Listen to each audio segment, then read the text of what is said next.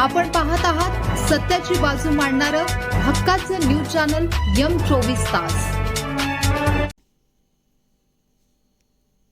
शक्तीपीठ महामार्गाविरोधात सांगलीत रणशिंग, जमिनी देणार नाही सरकारला उखडून फेकू, घोगावच्या एल्गार सभेत नेत्यांचा इशारा।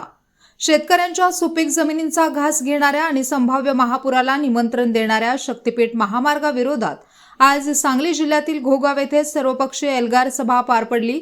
या सभेत राजकीय मतभेद बाजूला सारून महाविकास आघाडीचे नेते आणि शेतकरी संघटनांनी आक्रमक पवित्रा घेत प्राण गेला तरी चालेल पण शेती देणार नाही असा निर्धार व्यक्त केला।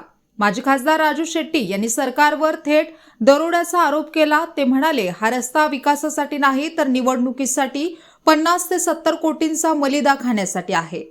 घोगाव ते कामेरी दरम्यान 18 फुटांचा भराव टाकल्यास या भागात कायमस्वरूपी पाणी साचून महापुराचा धोका निर्माण होईल।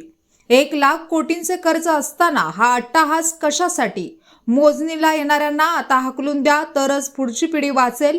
आमदार विश्वजित कदम यांनी इतर लोकप्रतिनिधींच्या अनुपस्थितीवर कडक शब्दात ताशेरे ओढले। शेतकऱ्यांच्या भावनांची ज्यांना कदर आहे तेच आज इथे उपस्थित आहेत। शक्तीपीठ महामार्ग लादून शेतकऱ्यांना भूमिहीन करण्याचे कारस्थान सुरू आहे। ज्यांनी या सभेकडे पाठ फिरवली त्यांना जाब विचारावा लागेल। अशा जनविरोधी सरकारला लाथा घालून हकलून देण्याची ताकद सांगली जिल्ह्यात आहे असे ठाम प्रतिपादन कदम यांनी केले। तर आमदार जयंत पाटील यांनी या मार्गाच्या उपयुक्ततेवरच प्रश्नचिन्ह उपस्थित केले। ज्या मार्गाची कोणी मागणी केली नाही तो रस्ता सुपीक जमिनीतून नेला जात आहे। या मार्गावरील देवस्थानांना जाण्यासाठी आधीच रस्ते उपलब्ध आहेत। शेतकऱ्यांच्या जमिनी गेल्या तर त्यांच्या मुलाबाळांचे भविष्य अंधारात येईल। आम्ही सर्वपक्षीय शिष्टमंडळ घेऊन मुख्यमंत्र्यांची भेट घेऊन हा रस्ता रद्द करण्याची मागणी करू असे पाटील यांनी स्पष्ट केले। याचबरोबर शेतकरी नेते रविराज साबळे यांनी अत्यंत जहाल भाषेत सरकारवर टीका केली। स्वतःची मुले परदेशात शिकवायची आणि शेतकऱ्यांच्या मुलांना जिल्हा परिषद शाळेत पाठवायचे हा यांचा धंदा आहे। आता काळ संघर्षाचा आहे। या सरकारला सत्तेवरून उखाडून फेकण्याची वेळ आली आहे असे आवाहन त्यांनी केले।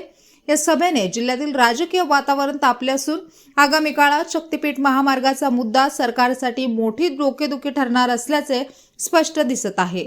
या सभेसाठी आमदार जयंत पाटील, माजी खासदार राजू शेट्टी, आमदार विश्वजित कदम, आमदार रोहित पवार सह अनेक पदाधिकारी, कार्यकर्ते, शेतकरी, महिला मोठ्या संख्येने उपस्थित होते।